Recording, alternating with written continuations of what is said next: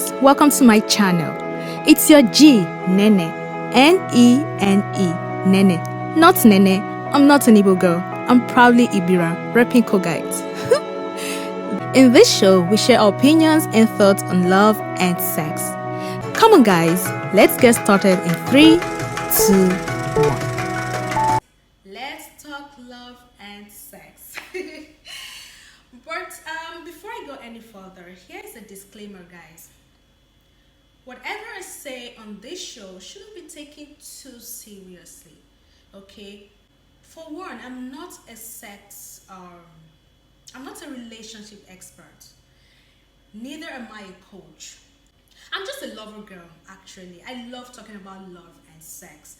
You can see me as a love enthusiast, okay? So I'm just here to give my candid, or rather honest opinion about certain issues relating to love and sex. So if you take my word to personal, you're on your own. That's your cup of Ijebu Gari. You know how sour Ijebu Gari is? That's your cup of Ijebu Gari. That's on you, man. Without further ado, let's get right into it, shall we? Okay, so the first thing I want to talk about, or rather, it's a question, yes, is would you consider it inappropriate to talk about sex with your partner, spouse, or someone you're in a relationship with and eventually hope to tie the knot with, like you eventually would want to marry them? If you think so, if you think it's appropriate or it's not, I'd like to know in the comment section. Meanwhile, for me, in my candid opinion, I don't think there's anything wrong with that. I don't think it's inappropriate not to talk about it. By the way, it's very important for you to figure out what works for your partner sexually. Say it this way, or rather think about it this way. The same way you want to learn about your partner's love language, apology language and all that, sex is also a language of its own. So why not learn your partner's sex language as well? And I'm not in any way referring to fornication. I'm not saying you should have sex before marriage. No, I'm just saying having a friendly conversation with your partner before marriage. And I don't think there's anywhere or any place in the scripture that says you shouldn't talk about sex. No. The only thing I can remember vividly is do not indulge in sex before marriage. Yeah, I don't see anything wrong about talking about stuff like that. Like I said, it's very important for you to figure out what works for your partner sexually. And when I mean sexually, I'm talking about your partner's favorite sex position. Is your partner a nymph? Does your partner have high libido or not? Things like this, you can only know them when you talk about them. When you talk about your sexual life and history, you also need to know what exactly works with your partner. Like, okay, what kind of triggers puts them on? What part of their body can you touch? Or that when you touch, oh wow, it's like heaven on earth for them. Things like that, and so on and so forth. After all, you're going to end up together, and you don't want, in fact, it will also help you on your wedding night or after marriage. You don't have to do a lot of work because you already know these things. I'm not saying do them before marriage. Again, I repeat, I'm not saying do them before marriage. Like, you already know these things, so it just comes easy for you, and you guys, or you both will eventually find yourself enjoying the process. Okay, so there's nothing too hard or too difficult to do. But anyways, I'd like to know your opinion in the comment section. Talking about sex position, let me ask you, my fellow women or ladies in the house, married and single, do you even know what your favorite sex position is? Like, if your husband should ask you now that, babe, what's your favorite sex position, by the way? What do you like? What part of this position, sex style you like? Do you even know? Like, have you tried to figure it out yourself? Like, study yourself, your body, to know that, okay, this is what I like, this is what works for me. And my guys, do you even know what your woman's favorite sex position is? Do you even know what she likes, what style she likes, or you just ta all the time, or you dive right in there like a swimmer, like you don't even know what's happening, and in the end you be like, she's not even satisfied, she's not moaning, she's not she's not having orgasm and all that. Why would she have orgasm when you're not doing it right?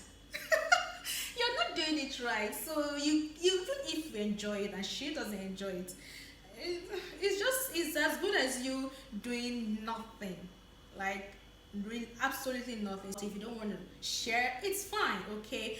I can share like 10 sex positions I know that at least 90 or say 80 to 90% of women love. So there are chances that some women might like 2, 3 out of this style, out of this position. Some might just like one.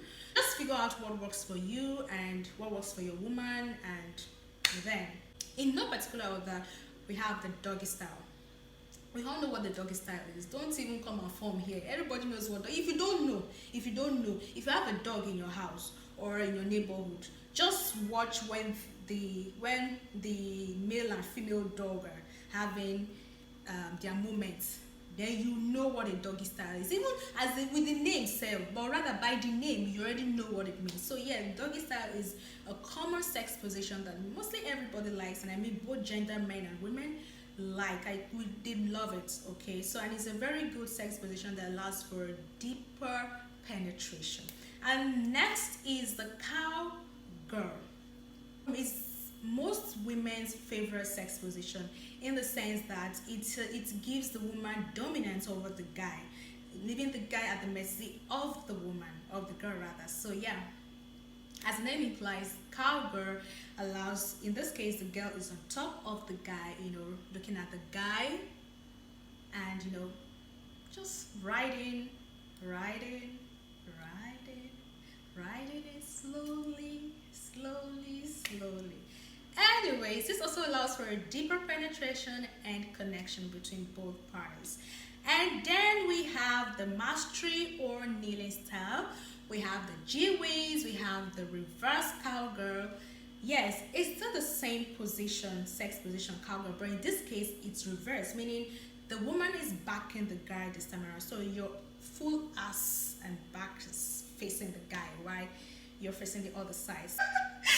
Anyway, moving on, we have the missionary position. The missionary position is an Asian sex position known to majority, in fact, mostly everyone, okay, and it's a good sex position that also allows for a deeper connection, and yeah, it's a nice style actually. I'm not going to go into details. These positions have been talked about by someone, so I'll just leave a link to our page for you guys so you can learn more. So I'm not going to go into, I'm just going to list them like I said. Then we have the scoop me up sex position. We have the stand and deliver. So here's the thing, if you're the kind of person that loves deep, or rather no, not deep, hard and rough sex, this position is definitely for you. It allows for deeper penetration and connection as well, okay. Then we have the seashells sex position and upstanding citizen. Upstanding citizen also is good for those who love it or like it rough and hard. Yeah, I hope you guys enjoyed this video. This is all for this episode. So if you enjoyed this video, click like, subscribe to my channel please, and click on the notification bell for more updates on new episodes. Like I said, this show is just an opinionated show. Just talk about everything in the comment section. You can even call me, you can DM me as well, whichever one. Let's talk, guys. Here there's no discretion, not all. So it's a girl Nene signing out. See you in my next video. Ciao.